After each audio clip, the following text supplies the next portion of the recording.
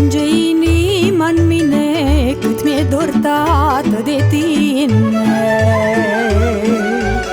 De vorbele tale sfinte, de iubirea